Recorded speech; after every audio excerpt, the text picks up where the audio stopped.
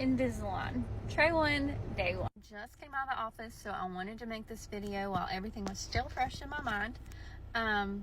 I went in, signed consent forms. Sounds so crazy. I went in, I signed consent forms, and then had a seat. Heidi came and took me back.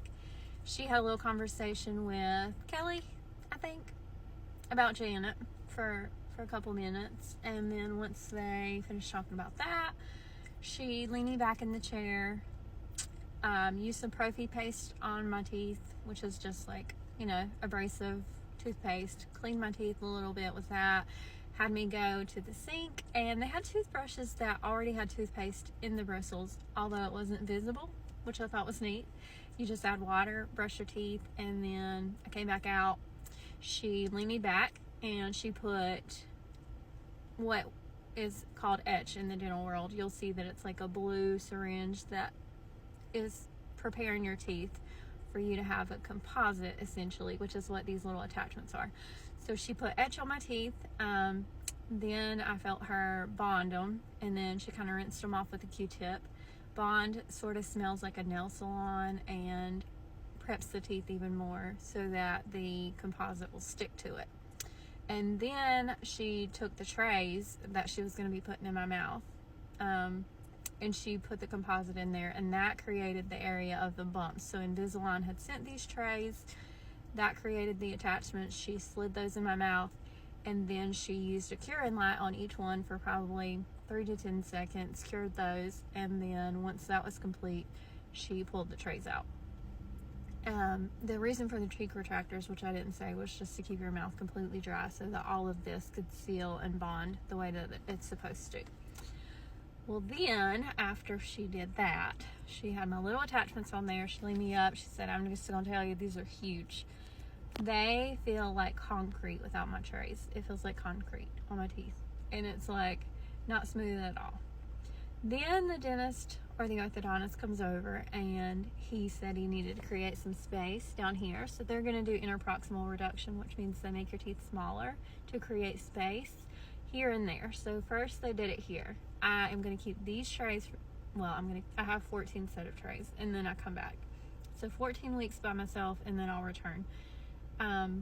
This tray, each of my trays I will keep in for 1 week. They gave me cleanser. They gave me a case, but she said you don't really ever use the cleanser unless you've been sick. You'll just brush your trays as you brush your teeth.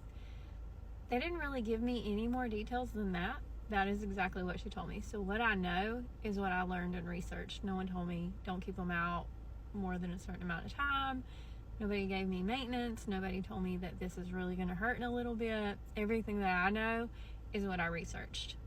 And then the orthodontist took what we call dinosaur floss, and it's basically like nail file sort of, but it's flexible, and grinded between these teeth. OMG, it hurt. He was like, he had his finger like down in here. I thought I was going to not make it. It was so painful. So he was going back and forth with that, and I don't know if I would say the part that was painful was his finger, the placement where he had his hand on my face. The dinosaur floss wasn't really bothering me. I mean, it was uncomfortable for sure, and it was making a grit, and it sounded very loud, but other than that, I was completely fine. And of course, they'll use a diamond file on other teeth. It's just that they don't really care about your lower teeth. They'll straighten those up later on and smooth them out, and it's not a big deal. Then they gave me my bag with my 14 trays, and I was done. So this is my Invisalign kit that they gave me. Actually, I expected a toothbrush with this as well, because my daughter got a toothbrush with her ortho, but I guess with Invisalign they do not do that. So there's a little magnetic case. There is cleanser, which she said you only really use if you're sick. We didn't practice taking my trays out or any of that, so I'm sure that's going to be a blast.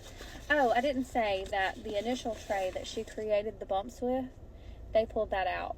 And then when the orthodontist came over after filing, he popped these in, and he said they were perfect. Then they gave me my trays and told me just to keep the week before and the week after, but I will probably just keep all of them.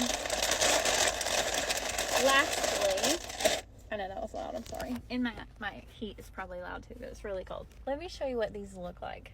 I don't think that you can see that well, but there's like a little bump. The only tooth I don't have one on is this one and that one. And I didn't see videos explaining that the lisp comes from there being sort of dots between your teeth. So your teeth can't perfectly contact. It's almost like there's like a, like bumps on the bottom of the trays. See, like those are not gonna touch. So far that's it. I'll keep y'all updated.